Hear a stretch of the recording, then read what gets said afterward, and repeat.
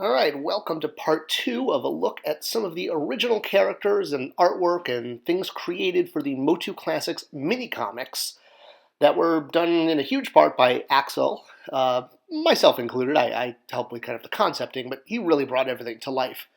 And why did we do this? Well, we were running out of room, or maybe the opposite. We had already done everything. We'd done so many figures that with really only kind of third-tier Filmation characters left in the sort of the character bank, we wanted to make sure we were set up for success should any of the original characters we created for the mini comics actually be a success and be fan requested.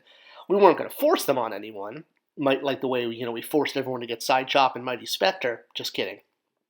But outside of King Hiss's slave girl there, who was top of the want list probably because she's a slave girl, and yeah, we wanted to make sure that we had more well-known characters, and the new mini-comics were a way to do that.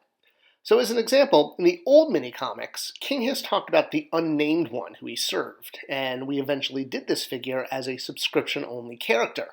But he was also, at least the concept of him, was going to help us do even more characters. So the way we thought about the Snake Men was that there were different factions, if you will. So King Hiss, who served the unnamed one, had his Snake Men on Eternia. But the idea was they were sort of spread throughout the galaxy or the universe or whatever it will be. So on other planets, like, as an example, Tralla, where some of the action from the mini-comics takes place, there's another Snake Man faction, if you will, that's, doing mischief and imprisoning Trallans and, otherwise trying to take over the world because, everybody wants to rule the world. And so this faction was going to be made up, character-wise, of the runners-up from the Create a Character contest. At least those would be the bad guys. The good guys were the vintage Create a Character contest. And to give them a leader and a home base, we wanted to design some very toyetic concepts. So Axel went through a few different designs, looking at some Filmation characters as influence for different parts, kind of snake-like armor and designs that already existed in the franchise. And as development continued, Lady Slither became the leader of the Snake Men on Tralla. She would have had that snake staff that Teela carries, and a sort of a swappable lower half like Mermista, where you'd be able to plug in a snake tail, because there were no Snake Men that actually did this. And it was definitely influenced by Medusa from Clash of the Titans. Clash of the Titans, the original one, the '81 movie, being one of my absolute favorite movies growing up and a huge influence. I didn't have too many of the toys, despite the fact that Mattel put them out. And I always did think it'd be great to do like a Clash of the Titans Classics line, but, that was a whole other issue. But Medusa was a very cool design, and I wanted to use her for a Snake Man character, and I also thought the Snake Men really needed a female, because they were all men, and, you need females too. So that's where Lady Slither came from. She would be the boss of the snake faction that was on Tralla, and would be a great character to add a female to the Snake Men, and one that had that tail as her lower half as a swappable piece. We also wanted to give them a playset, or rather a headquarters, that would work as a playset, and it was designed very specifically to feel like a playset, looking at some of the unused vintage playset concepts. And this was a big part because the Snake Men didn't have a playset in the vintage line. Almost every other faction did. So we wanted to give them the opportunity to have one. And of course, this is just a fan custom made based on Axel's art. But yeah, pretty amazing. Never actually got to make that playset. Would have been cool. All right, so next up were the good guys from the Son of He-Man pitch from around 1987. So there was a color spread showing what these characters looked like. And Axel was actually able to just drop them right into the mini-comic. They needed very little change and very little update. Not so much the case, though, with the bad guys from this pitch. So while the good guys and bad guys both had color images in the pitch book, many of the characters that were said to be on the bad guy side were just listed, but they weren't actually shown in the illustration. So some of the characters, like Evermean, who was kind of a plant-based character, I guess he was a sort of 2.0 of Evil Seed, something like that. He, was shown and easy to translate. Same with Bug Eye. He was right there in the art, and Axel was able to do some great stuff, like using Modulok's legs and I think, Tongue Lasher's Horde crossbow, and same with Mistletoe, a character that was sort of had a giant gun on his back and all sorts of armaments, but again, using shared parts. Axel was really good at this, of figuring out how to construct them as figures. One of the characters, Sawtooth, who was listed, didn't have a visual. So that started actually off with me. So I took a pass at drawing what Sawtooth could look like. And obviously I'm not as talented as Axel. That's my rough drawing that I sent him. And then he kind of did some pencils over this and did a pass to see what it could look like. But he wasn't really satisfied with how it was coming. And I said, please, absolutely, take your own artistic pass on it. So he changed him a bit more into a shark man from kind of a fish man that I did. And he tried out a couple different heads. More of a dangler fish and then an actual shark head. So we wound up going with the shark one, which, Axel's really good at this stuff. Another character, Odar, and not the Star Wars character Odar, but again listed in the guide, the 87 Son of He-Man guide, but not shown visually, so we needed a look. So again, I took a pass at what this character could look like, making him a pig, not realizing there already was a pig character, not just in MOTU in the terms of Pig Boy, but there was already a pig in the sketchbook, in the pitch book. So Axel, again, in his brilliance, said, well, why don't we make him one of Stinkor's species? Pelesians, I believe they're called. So it was a great way to use sort of that version from 2000X and do it as kind of Oedipus on a full figure. So there it was. Slobor, that was the already pig character. So we didn't need two pig characters. Way to go, Axel, for putting me in my place and knowing way better than I did.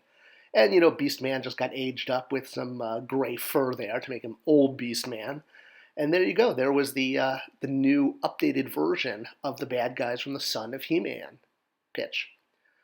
Another character, Scrollos. So this character was someone from the UK comics. He started off as the guy who answered all of the fan mail. But eventually he started sort of showing up in the comics himself as kind of a Metron-esque character that was sort of always in the background watching people, but you never really saw his face. You'd either see him from the back or he'd be in shadow. But thanks to Penny Dreadful, who's a huge MOTU fan, Danielle, thank you, she sent us some comic images that actually did show his face.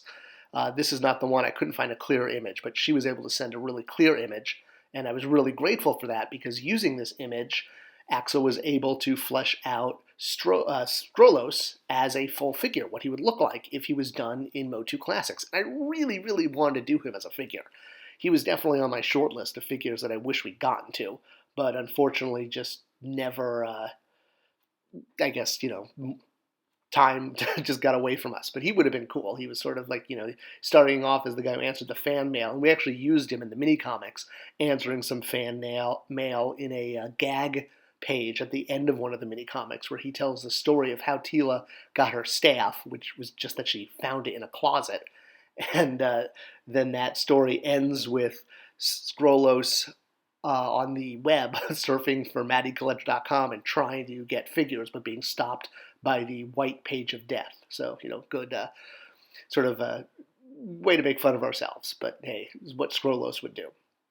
All right, so another figure from the vintage era was this guy, the yellow guy from the Tug of War in the Battle Bones comic. And he had dialogue, and he looked interesting, but he was clearly not a MOTU character. He was no one that we'd seen before. He just sort of showed up to help out with the Tug of War. So, taking that concept that he was a guy who just shows up to give a helping hand, we decided, well, let's make him into an official character, and named him Tug O' War, I think with 2 R's at the end of war, because, MOTU, and that's how you spell things. So, giving him a giant lasso as his accessory and dressing him in that yellow tunic that we saw him in the vintage comic, he became the heroic master of balance, where he shows up just in the nick of time to add a little extra strength, in this case, keeping Eternia from exploding and falling apart. And then he disappears again. All right, so back to the Snake Man. Obviously, I'm a big Snake Man fan, and Lady Slither was a great way to add a female to the Snake Man. But I also really wanted to do an archer. I'm a big fan of archers, Robin Hood, Green Arrow, Hawkeye, Legolas, the whole 9 yards. And I thought it'd be really great, so I drew up this concept called Quick Flick with a T-Rex head. And then, of course, Axel made it 1,000 times better and was able to use existing parts, some parts from King Hiss, some parts from Cobra Khan. Again, he was so good at mixing and matching existing parts. And this was going to give us our Snake Man Archer. Interesting, when the final mini-comic was drawn, at first Snake Man at Arms was dropped in. And I was like, oh my god, no, that's like so wrong, because Snake Man at Arms doesn't exist in Preternia when the scene with Quick Flick took place. Luckily, Axel was able to get them to change it, especially because Quick Flick turned out so cool looking. And again, we designed all these characters, even if they were only going to show up in a mini-comic in one panel, which is all Quick Flick did. The idea was, if fans liked that and it caught on, eventually we could do a figure. So, definitely wanted him in there and not Snake Man at Arms. So there he is, to the left of King Hiss, shooting an arrow. And this was actually a neat little sub-story where you see him shoot his poison arrow at Shirella, who is Hero's kind of girlfriend from the packaging from Titus. And then here you see her being healed by getting a blood transfusion from Mossman. And while it's never stated directly, the idea was this is what turned her into the Green Goddess. Because if you look at the Green Goddess packaging, you'll see her real name is Shirella, who is the same character from the Titus packaging that was the female barbarian with Hero. So there you go. There's a little origin thrown in there. All right, next up we have the Skelecons, which were from the Ladybird books from the vintage days. They were Skeletor's kind of stormtroopers, if you will.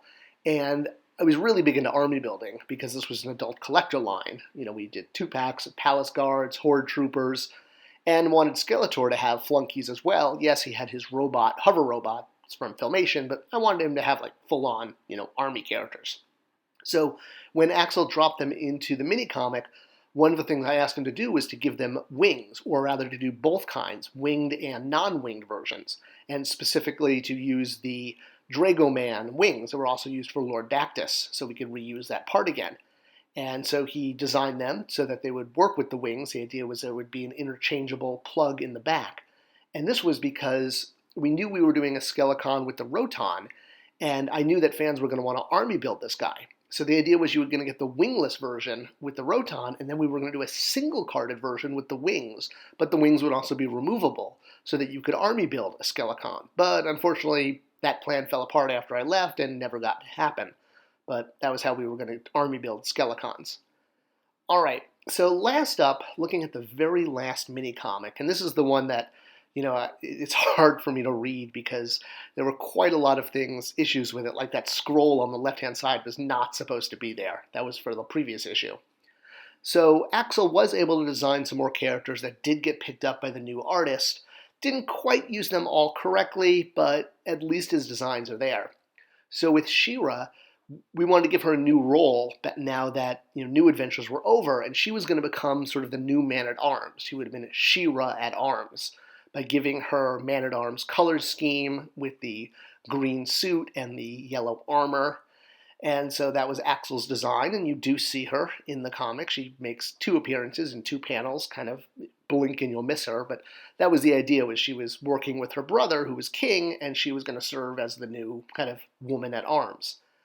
Other designs, like Lookie in his hovercraft, got completely dropped. This was supposed to be in the final battle. He was going to be flying a hovercraft. And, well, there were a lot more characters that were supposed to show up in this final battle. Here is what it looks like in the mini-comic. And you can notice that there's a big blank spot in the top right on the bad guy side. And I'm guessing just because of time, whatever it was, the new artist, the new team working on it, never really finished this piece. And I'll show you kind of, these were Axel's roughs of what it was supposed to look like. In particular, you can see Pravis up there at the top on his hover sled, taking up a lot of space, and you see Cobra Khan as Camo Khan, and if you look, you'll see he's actually spitting at Icarius, who is blocking him with a shield, and She-Ra at arms is charging against Pravis. But because they were removed from not in the final art. If you compare this to what actually showed up, you can see she's charging and Icarius is blocking somebody that's not even there. And it's like, now that you see it, you can't unsee it.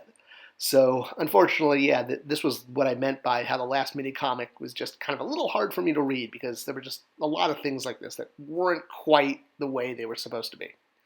But I am so grateful I got to work with Axel, because if it wasn't for him, these characters would not have looked as great or been as pre-thought out to be toys, the way he used existing parts to mix and match them together. And it's because he just knows the brand so well and he loves it so much.